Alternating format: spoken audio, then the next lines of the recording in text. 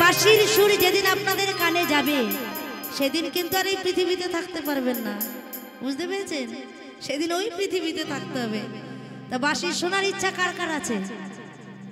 হ্যাঁ, কারণ নয়, মানে এই পৃথিবী ছেড়ে আর যেতে ইচ্ছা করে না। যাই হোক, কয়েকজনের আছে। তাই সেখানে বলছে রাধারানী, ও সমচি কোনে কালা বাঁশরি না বাজাও দুপুর বেলা রে, ও সমচি কোনে কালা। সবাই তালে তালে একটু হাততালি।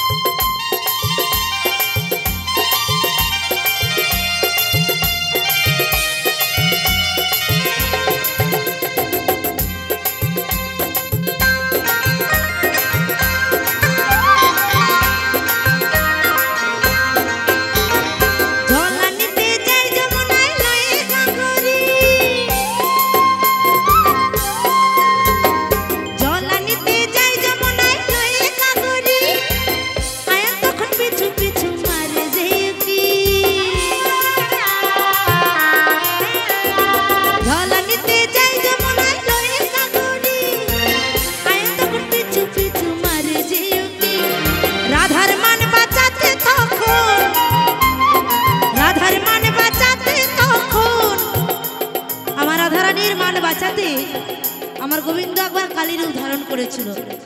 মানে যখন কিনা রাধারানী মুখের দিকে তাকাচ্ছে তখন দেখছে কৃষ্ণ, রাধা তো ভয়ে একদম আধখানা হয়ে গেছে। আর আয়ান যখন মুখের দিকে তাকাচ্ছে তখন দেখছে এতটা জীব বেরোনো হয়েছিল না। তাই সেখানে বলছে রাধার মান বাঁচাতে তখন, রাধার মান বাঁচাতে তখন আমার কৃষ্ণ কালী সাজলো